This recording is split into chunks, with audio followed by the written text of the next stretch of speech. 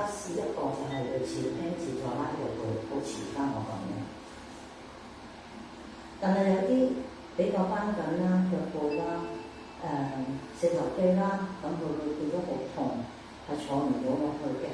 咁我哋就坐磚啦，將再緊啲嘅，將兩個磚頭咁高，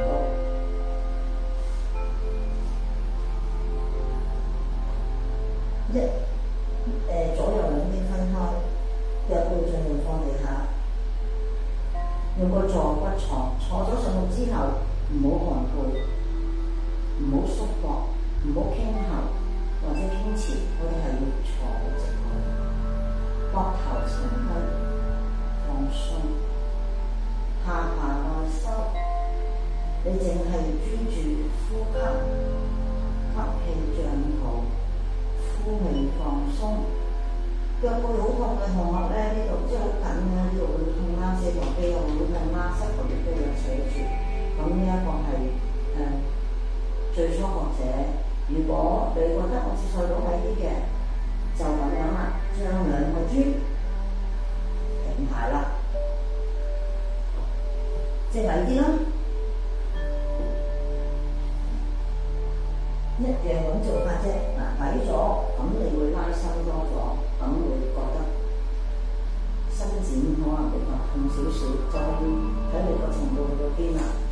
拉個腳背啦、四頭肌啦、膝頭啦，坐翻直，一樣啦，專注呼吸。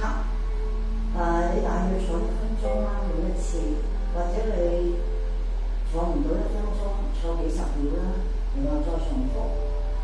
過程咧，你會覺得係有拉住嘅，而且咧嗰個有麻痹嘅，坐得耐正常㗎，因為我哋啲淋巴咧，一陣間咧你暢通翻，就會將啲血管啊、啲關節入邊一啲廢物啊，就會沖走㗎啦。好啦，呢個係其中第2個方法。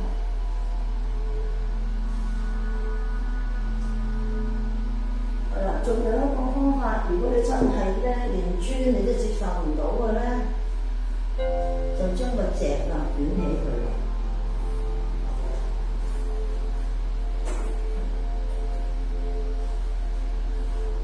好啦，捲起張脊之後，你將個腳背放上去，用你個身體重量坐翻落去。其實用你身體嘅重量啫。咁你佔住咧遠少少咧，你就會冇咁痛㗎啦。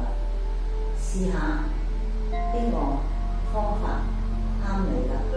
到最後你進步咗啦，冇咁緊啊，咁咧就可以完全係日本坐姿。我哋呢度叫 heel pose， 日本坐就幫你咧拉鬆個腳部，因為我哋每日個手部都係咁樣啦，行啦、企啦、跑步啦，甚至乎。所以你而家調翻轉去拉伸佢啦。